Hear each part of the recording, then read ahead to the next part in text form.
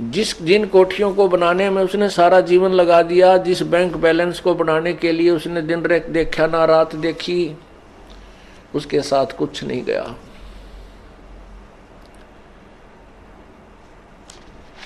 तो क्या था ये?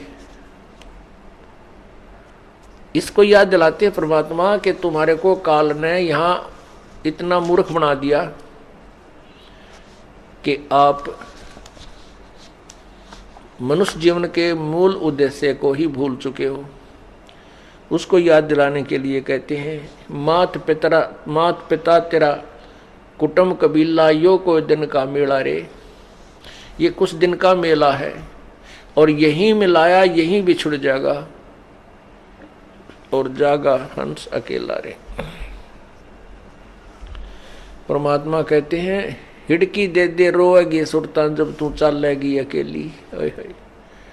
पूरे बड़े परिवार ने छोड़ के एक व्यक्ति मृत्यु को प्राप्त होने लगता है,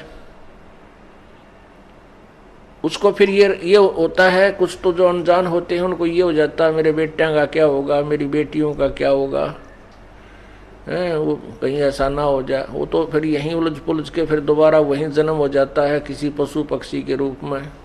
यदि मनुष्य का संस्कार शेष है तो वो फिर वहीं क्यों नहीं क्या के जन्म ले लेता पुत्र या पुत्री के रूप में, और यहीं काल के जाल में इस कोल्लू में सदा जुड़ा रहता है। परमात्मा हमें याद दिलाते हैं कि जब तू यहां से जाएगा, कहां जाएगा कभी नहीं सोचा। इंसान घर छोड़कर चलता है किसी रिश्तेदारी में या किसी कामवश, तो चलने से पहले उद्देश्य बनाता है, मैं रात को कहाँ रुकूंगा। कोई धर्मशाला का कोई न कोई योजना बनाकर चलता है, कोई रिश्तेदार या किसी रिश्तेदार की रिश्तेदारी में तो कोई न कोई स्थान उसका एड्रेस ले लेता है वहाँ रात बिताने के लिए। और जब ये संसार छोड़कर जाता है कभी नहीं सोचता कि तू कहाँ जाएगा, कहाँ तेरा ठिकाना होगा, वहाँ कहाँ रुकेगा। वो याद अब सत्संग से दिलाई जाती है।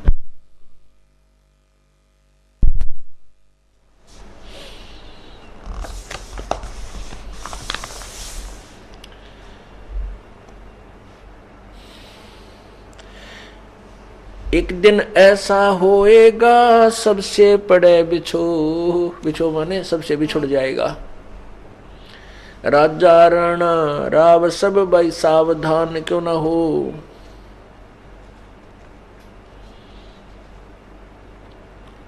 उज्जड़ खेड़े ठीकरी ये गड़गड़ गए कुमार, रावण सरीखे चले गए वो लंका के सरदार।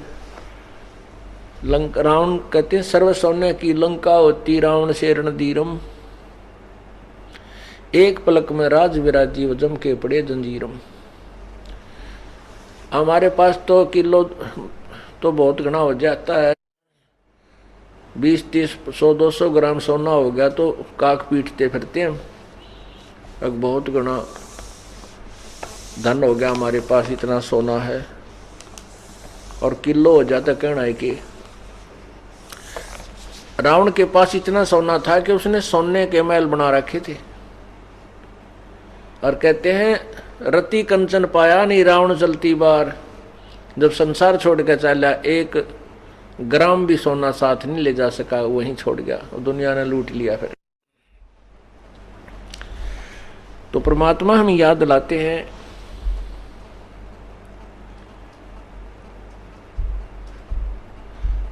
ये बड़े बड़े महल बना रखे हैं और फिर ये उज्जड़ हुए पड़े हुए खेड़े बोल रहे हैं, जिनको खेड़े कहते हैं। तो वहाँ देखो कितने सामान पड़ा होता है, किसी के मटके फूटे पड़े हैं, कोई छोटी छोटी ईंट निकलती हैं, जैसी भी जिस समय की सभ्यता है उस प्रकार के वहाँ सारे बर्तन मिल जाते हैं। परमात्मा कहते हैं उज्जड़ खेड़े ठीकरी ये ठेकरी गड़गड़ गए कुमार, रावण सरीखे चले गए वो लंका के सरदार। अब यहाँ एक बात समस्या आती है कि मन में यह आता है जाना तो है ही, सभी ने मरना है, इसमें मरना तो है ही, लेकिन मरने में जाने में बहुत अंतर है। एक तो भक्तिहीन प्राणी भुगत कर मरे और बुरा हाल हो जाए उसका कि तो बिरान माटी हो रही है, और फिर यम के दूत उसको पकड़ कर ले जाएंगे। यम के दूत पकड़ कर ले जाएंगे जैसे अपराधी को ले जाते हैं। और एक भक्ति युक्त प्राणी बाई इज्जत ले जाया जाएगा।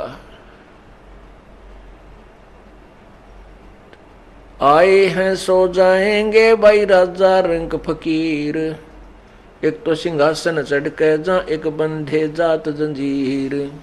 कितना अंतर हो गया। एक तो इज्जत के साथ ले जाए जाएंगे विमान में बैठा कर, और जो भक्ति नहीं करते उनको यम के दूत जंजीरों से बांध कर ले जाएंगे। जिसने कभी परमात्मा को याद ना किया हो, उस प्राणी की मृत्यु देखना, कभी वो मरता हो, जब भुगत का मरा करे ना उसका जी निकला, घर वाले भी दुआ करें भगवान ठा ले इसने, और मरते समय टट्टी और पेशाब अंदर ही निकल जाते हैं भयभीत होकर के। क्योंकि ये हमारी एक ऐसी वृत्ति बनी हुई है, ऐसा स्वभाव बना हुआ है कि हम किसी किराए के मकान पर रहते हो ना, और उसको भी मकान मालिक कहे भी खाली कर दे, हम उसको भी खाली करना नहीं चाहते। उसको भी खाली करने में हम बहुत दिक्कत महसूस करते हैं।